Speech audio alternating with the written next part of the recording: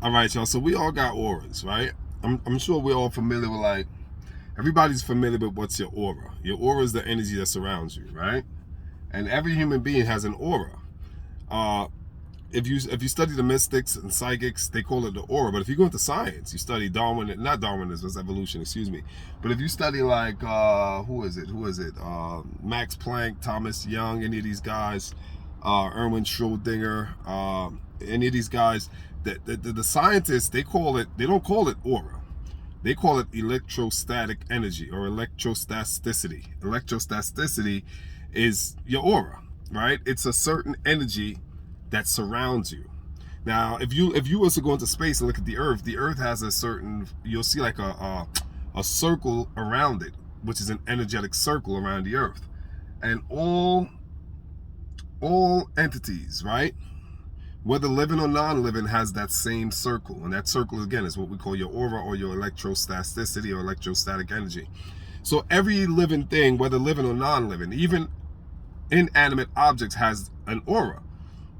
Why do an inanimate object have an aura is the same reason we have it, even though, again, the obvious discrepancy is we're alive and it's not, is that the inanimate object still vibrates, right? So even though it's not living, the atoms still vibrate, and that vibration just means a cycle, and that cycle, that vibration or that cycle emits energy. That energy is what creates that aura or that energy around it, or the electrostatic energy around it. Why am I talking about this? This is why so many relationships fail, or so many relationships are volatile, or this is why there's so many relationships just don't work, whatever, right? It's because of the electrostasticity, the electrostatic energy that we have surrounding us, every individual. So the important thing is to learn about the energy you have surrounding you, right? You have to understand the energy surrounding you before you can understand the energy surrounding anybody else. And the way you can't identify someone else's energy if you can't first identify your own. And the way you do that is by being present, right? You're not living in tomorrow or in your past, but in your present moment. And by being present, what I mean by that is being conscious of the now and being able to identify your own emotions. Like, in other words, detach yourself from your own emotions, detach yourself from your own thoughts, and you can actually see the thoughts, see the emotions, and identify them. And in so doing, you'll be able to see the energy of other people. It's called energy reading, pretty much. But it's interesting because no matter how hard you try to make a relationship work with somebody, if the energy that surrounds you and the energy that surrounds them are creating a repulsive force, it will never, ever, ever, ever, ever, ever, ever work. It doesn't matter.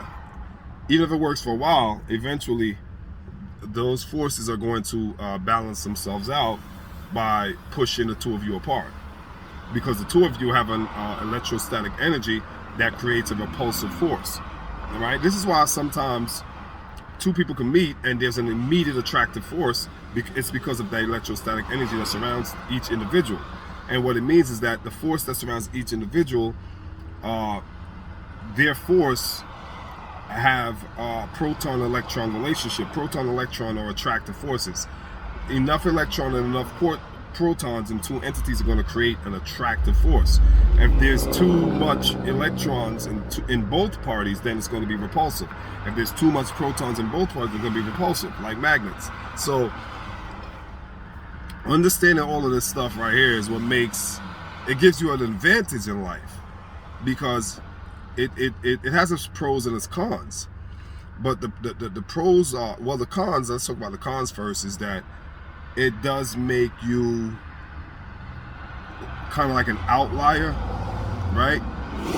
You're kind of like, you're never going to be the life of the party, right? You're not going to be the social butterfly. You're not going to be the most popular person, and the reason for that is because the very reason I just said. You're able to read and pick up, and you're an empath. You can feel people's energies. And the bad thing about that is, like I said, because this makes you ultra sensitive, right? You're very sensitive. you have what's called clear cognizance, meaning you know things with no evidence.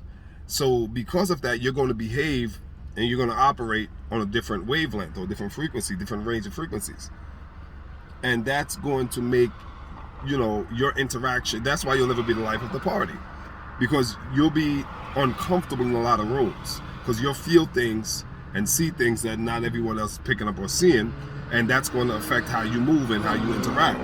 So you can somewhat be an outlier, an oddball, awkward, or whatever. The pros now, however, is that you'll be able to read bullshit and smell bullshit from a mile away.